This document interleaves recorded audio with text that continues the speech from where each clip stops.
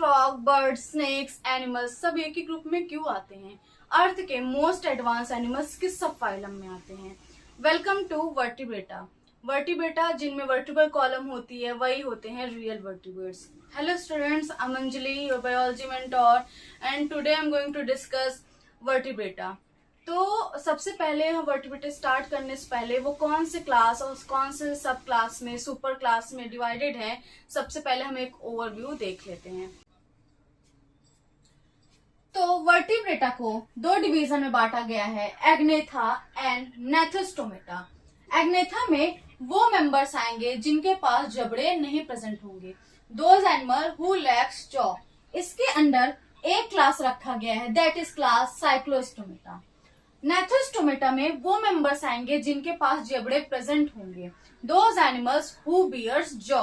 इसमें दो super class रखा गया है, first one is Pisces, second one is Tetrapoda. Pisces में उन एनिमल्स को रखा गया है जिनके पास फिन्स प्रेजेंट होगी। तो बच्चों, फिन्स तो मछलियों में प्रेजेंट होती हैं, तो मछलियां पाइसेस ग्रुप में रखी गई हैं। इसमें दो क्लास है, कॉन्ड्रिक्थीस और ऑस्टिकथीस।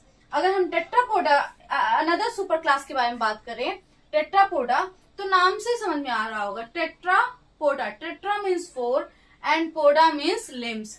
तो ऐसे एनिमल्स के पास क्या होगा, चार लिम्स प्रेजेंट होंगे। वो हाथ पैर भी हो सकते हैं और वो सिर्फ पैर भी हो सकते हैं। तो टेट्रापोडा में वो एनिमल्स रखे गए हैं जिनके पास लिम्स प्रेजेंट होते हैं।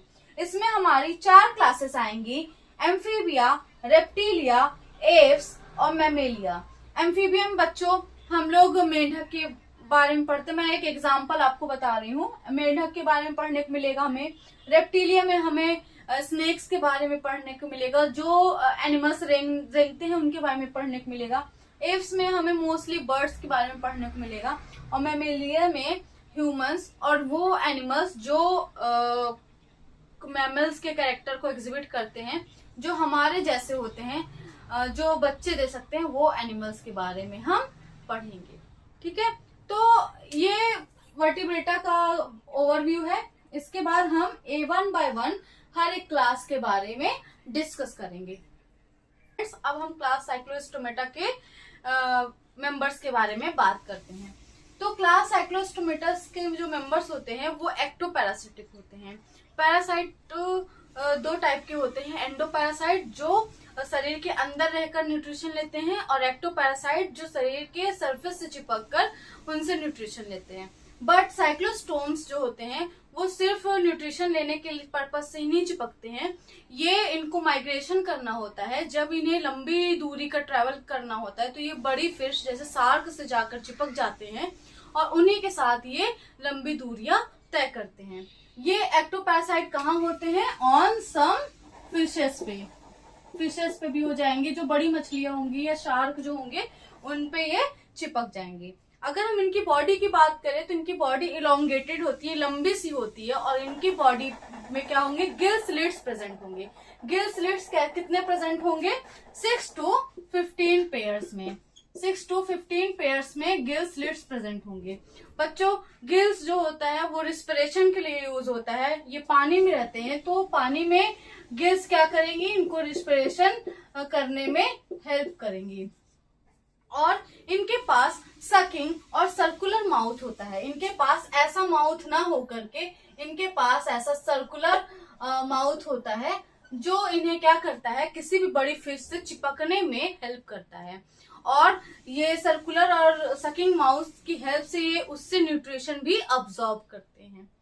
अब इनकी बॉडी पर आम फिश की तरह कोई भी स्केल्स नहीं होती हैं। स्केल्स का मतलब क्या है, आप लोगों ने नॉर्मल जो फिश देखी होगी उसमें ऐसे ऐसे ऐसे स्केल्स प्रेजेंट होती हैं, बट साइक्लोस्टोम में ऐसी कोई स्केल्स नहीं प्रेजेंट होती, और इनमें पेयर्ड फिन्स प्रेजेंट होंगी। ये जो फिन्स हैं वो फिन्स प्रेजेंट होंगी, और कैसी होंगी, पेयर्ड फिन्स प्रेजेंट होंगी। ठीक है, जोड़े में प्रेजेंट होंगी।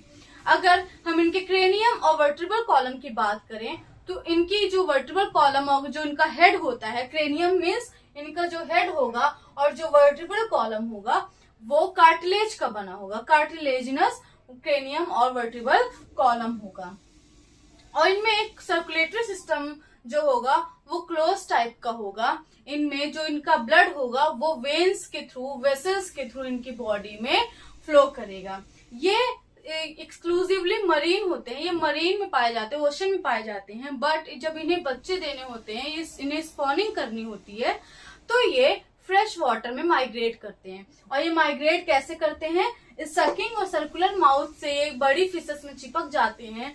और ये क्योंकि एक्टोपैरासाइट होते हैं, बड़ी फिशेस के सरफेस से चिपकते हैं, तो ये क्या करते हैं? माइग्रेट करते हैं ओशन वाटर से फ्रेश वाटर में। ठीक है, जब ये फ्रेश वाटर में जा करके स्पॉन करते हैं, बच्चे देते हैं, तो ये मर जाते हैं, ये डाई हो जाते हैं। उसके बाद जो उनका लार्वा होता है वो मेटामॉर्फोसिस करके फिर से वो ओशन में वापस चला जाता है। तो ये एक इंटरेस्टिंग फैक्ट है साइक्लोस्टोम्स के बारे में। अगर हम इनके एग्जाम्पल्स की बात करें तो हमारे एनसीईआरटी में 2 एग्जाम्पल्स मेंशन है। फर्स्ट वन इज पेट्रोमाइजोन, जिसे हम हैग फिश लैम्प्रे कहते हैं। पेट्रोमाइजोन को हम लैम्प्रे कहेंगे, और मिक्जीन, जिसका कॉमन नेम क्या है? हैग फिश। तो बच्चों ये साइक्लोस्टोम्स के बारे में था। अब हम इसके नैथोस्टोमेटा, ये एग्निथा में आता है। अब हम नैथोस्टोमेटा में 2 क्लासेस हैं, कॉन्ड्रिक्थिस और ऑस्टिक्थिस। अब हम उसके बारे में बात करेंगे। तो बच्चों अगर हम कॉन्ड्रिक्थिस के मेंबर्स के बारे में बात करें तो इनके मेंबर्स जो होंगे वो मरीन वाटर में पाए जाएंगे, समुद्री पानी में पाए जाएंगे। और बॉडी कैसी होगी? स्ट्रीम लाइन होगी। स्ट्रीम लाइन मीन्स धारा रेखी बॉडी होगी। इसकी हेल्प से ये पानी में बहुत इजीली मूव कर पाते हैं।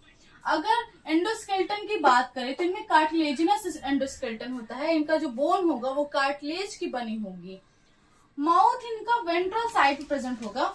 Ventral side means for example बच्चों ये फिश है, ये फिश है, तो ये इसका क्या है? डोर्सल साइड है, ये इसका क्या है? वेंट्रल साइड है। तो ये इनका माउथ क्या होगा? वेंट्रल साइड पर प्रेजेंट होगा, इधर साइड प्रेजेंट होगा। अगर हम नोटोकॉर्ड जो होता है बच्चों, कॉर्डेटा का एक फंडामेंटल कैरेक्टर होता है। कुछ में ये एम्ब्रियोनिक पीरियड में ही होता है, कुछ में एडल्ट में बड़े होते होते ये गायब हो जाता है। बट कॉन्ड्रिक्थिस के मेंबर्स में जो नोटोकॉर्ड होगा वो कैसा होगा? परसिस्टेंट। और कब तक परसिस्टेंट होगा? Through out life. ये जब तक जीवित रहेंगे तब तक इनमें क्या होगा? नोटोकॉर्ड प्रेजेंट होगा। इनमें गिल स्लिट्स प्रेजेंट होगा। गिल स्लिट्स बच्चों ये रिस्पिरेशन के लिए, सांस लेने के लिए गिल स्लिट्स का यूज करते हैं, बट विदाउट ऑपरकुलम। तो ऑपरकुलम का मतलब क्या होता है? बेसिकली जो ऑपरकुलम होता है वो गिल स्लिट का एक कवर होता है। इसे हम गिल कवर भी बोल सकते हैं। ऑपरकुलर को हम गिल कवर भी बोल सकते हैं। तो इनमें गिल कवर या ऑपरकुलम प्रेजेंट नहीं होता है। इनकी स्किन टफ होती है और स्प्लैकॉइड स्केल प्रेजेंट होती है। इसका क्या मतलब है? स्किन इनकी टफ होती है, और मैंने आप लोगों को पहले बताया था कि ऐसे ऐसे स्केल्स आपको फिशेस में देखने को मिलती है। जो स्केल्स होती है वो 3 टाइप की होती है, साइक्लॉइड, ट्रिनॉइड और प्लैकॉइड। तो इनमें प्लैकॉइड टाइप का स्केल प्रेजेंट होता है, जिसकी वजह से इनकी स्किन भी टफ होती है। यही प्लैकॉइड स्केल आगे चल के मॉडिफाई हो जाती है और इनका टीथ बना देती है, दांत बना देती है। और इनका जो दांत होगा वो कैसा होगा? Backwardly directed. फॉर एग्जाम्पल ये फिश है, इनका जो टीथ होगा वो ऐसे ऐसे होगा, ठीक है, ऐसे ऐसे प्रेजेंट होगा, बैकवर्डली डायरेक्टेड होगा। इस तरह का टीथ प्रेजेंट होने के कारण ये इनका जो जॉ होगा वो बहुत पावरफुल हो जाता है। इनका जो जॉ होगा वो बहुत पावरफुल होगा, और जिसको भी ये ग्रैब करेंगे उससे छुटाना बहुत मुश्किल होगा। इस नेचर के कारण इन्हें प्रीडेशियस कहा जाता है। ये शिकार भी अपने जबड़ों की मदद से करते हैं, क्योंकि इनका जो जबड़ा होता है वो बहुत पावरफुल होता है। अगर हम इनके एयर ब्लैडर की बात करें तो एयर ब्लैडर इनमें नहीं प्रेजेंट होता, एब्सेंट होता है। एयर ब्लैडर एब्सेंट होने की वजह से ये कंटिन्यू स्विम करते रहते हैं। अगर ये कंटिन्यू स्विम नहीं करेंगे तो ये डूब जाएंगे और मर जाएंगे, इसलिए इनमें एयर ब्लैडर नहीं प्रेजेंट होता और ये कंटिन्यू स्विम करते रहते हैं। इनमें जो हार्ट होगा वो 2 चैम्बर होगा। ए का मतलब है ऑरिकल और वी का मतलब है वेंट्रिकल। तो जो हार्ट होगा वो 2 चैम्बर होगा, एक वेंट्रिकल प्रेजेंट होगा और एक ऑरिकल प्रेजेंट होगा। ठीक है, मोस्टली फिशेस में आपको 2 चैम्बर हार्ट ही देखने को मिलेगा। अब कुछ फिशेस में जो कुछ कॉन्ड्रिक्थिस की फिशेस होंगी उनमें पॉइजन स्टिंग होगा, मतलब एक फिश होगी उसमें एक पूंछ टाइप का होगा जिसमें पॉइजन होगा। ये क्या करती है, प्रीडेशियस होती है, तो ये शिकार करने के लिए या अपने बचाव करने के लिए उस स्टिंग का यूज करती हैं, और वो जो भी एनिमल को स्टिंग मारेंगी वो क्या होगा, डेड हो जाएगा। तो ऐसी कौन सी फिश में होता है, ट्राइगॉन में पॉइजन स्टिंग प्रेजेंट होता है। कुछ ऑर्गन्स में, कुछ फिशेस में इलेक्ट्रिक ऑर्गन प्रेजेंट होता है। आप लोगों को पता ही होगा कि वाटर बहुत ही अच्छा कंडक्टर है, तो इलेक्ट्रिक ऑर्गन कुछ फिशेस में प्रेजेंट होगा, जैसे कि टॉर्पिडो में, तो वो बिजली की धाराएं छोड़ते हैं। अगर इसमें जो मेंबर्स होते हैं, जो फिशेस होती हैं, वो कोल्ड ब्लडेड होती हैं, मतलब वो अपना बॉडी का टेम्परेचर मेंटेन नहीं कर पाती हैं। जो फिशेस इस तरह का नेचर शो करती हैं उन्हें पोइक्लोथर्मस बोला जाता है। ठीक है, अगर हम इनके सेक्सेस की बात करें तो मेल और फीमेल अलग अलग होती हैं, और जो मेल होगा उनकी पेल्विक फिन में एक ऑर्गन प्रेजेंट होगा जिसे हम क्लैस्पर कहेंगे। तो